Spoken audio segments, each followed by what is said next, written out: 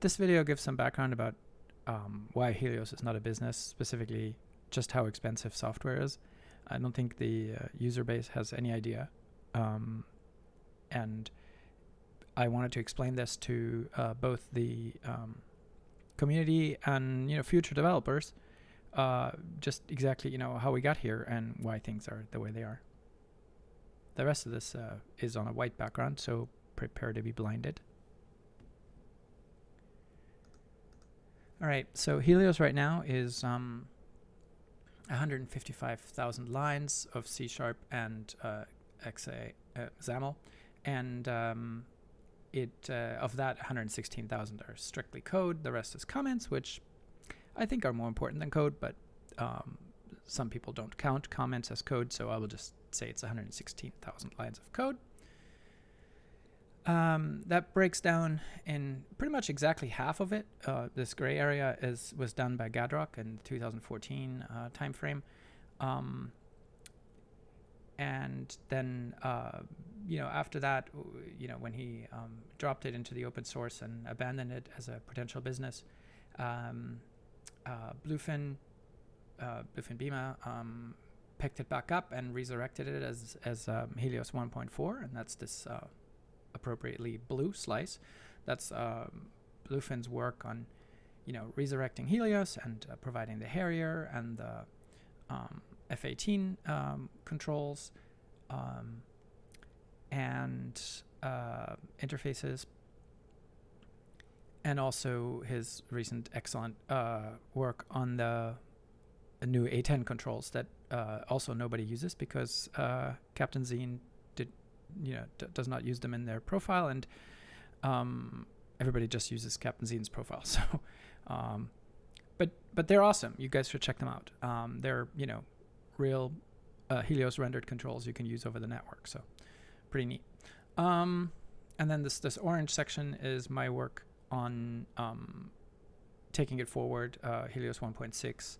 The ability to do viewports and monitor setups, general usability, the interface status reports, a lot of stuff, and just generally changing things, hopefully for the better. But anyway, so this is how the effort breaks down, and the other contributors, and then finally the others group. But I'm going to focus primarily on these three big slices I wanted to explain. So what does that mean? What are these pies? What does it mean to make, a project, in Gadrock's case, 70-something thousand or 80,000 lines of code? Well, if you went to a large software company, let's say IBM contracting or something like that, they might estimate a work like this, and this is not specific, obviously, IBM. It's an inside joke, but the point is any large software organization, they might estimate this using like an academic model for how much does it cost to build software. So the primary academic model, it was something called Kokomo 3, using here the semi-detached mode. It estimates that this amount of effort for this type of complexity, you would hire a team of 30 people and they would work for 25 months, just over 2 years, to build this product from scratch. So the cost of Gadrock's part would be $2.67 million. My part $1.4 million. Bluefin's $500,000. That's just literally saying we're going to take off the rack developers. They make $86,000 a year, and they don't know. They don't care about this. This is not their hobby. They're just building it.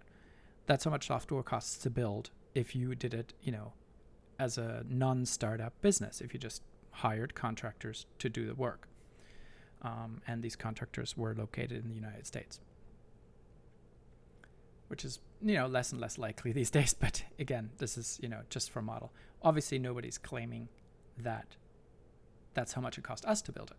So, but just to get an idea of what this is, this amount of effort, what if they decided to do something else? And just to visualize these numbers, I went and pulled some numbers about how much does it cost to build houses. So let's say instead of doing this project, we decided to build houses.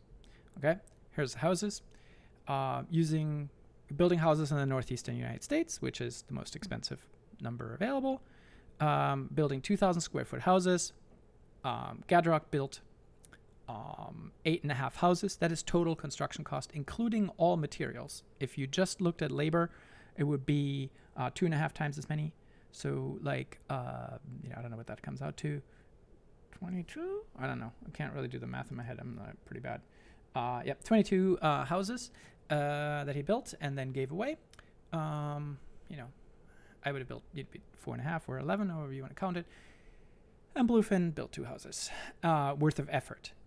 Obviously, not really. In reality, this kind of project could never ever been done in this way, in like a large, commercial software development way, because, we can't spend, $5 million building Helios. So in reality, a lot of people believe that, at least people I know, believe that if you do something in a startup way, if you find highly motivated people who really want to work on this and who are working for the promise of getting rich in the future, potentially by building equity, by building a company that's actually going to be like a profitable business that they have a stake in, then those people can work around 30 times faster than an average person, because they don't have to, because you only have like 2 people working on it, and they don't have to coordinate with a large team. There's no management, just building, which is very much like,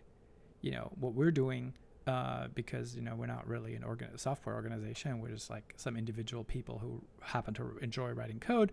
So let's say those people are 30 times faster, but they also make 3 times as much money as the average person.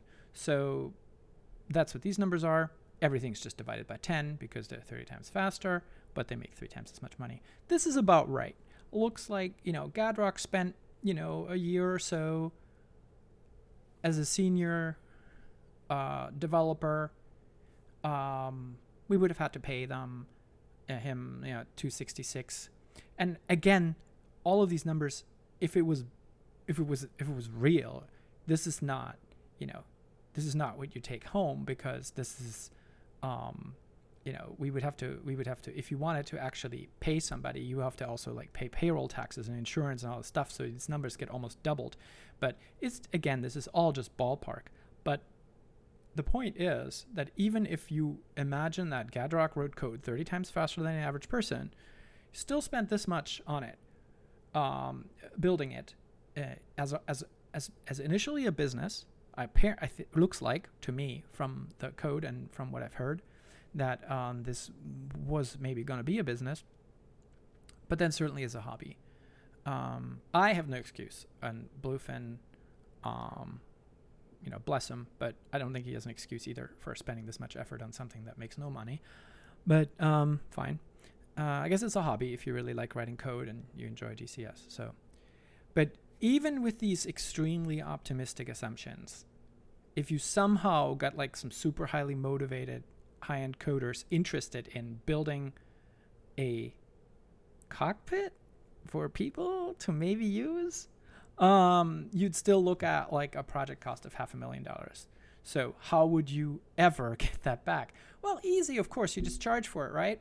Okay, so here's an awesome spreadsheet. You've spent $500,000 building this thing.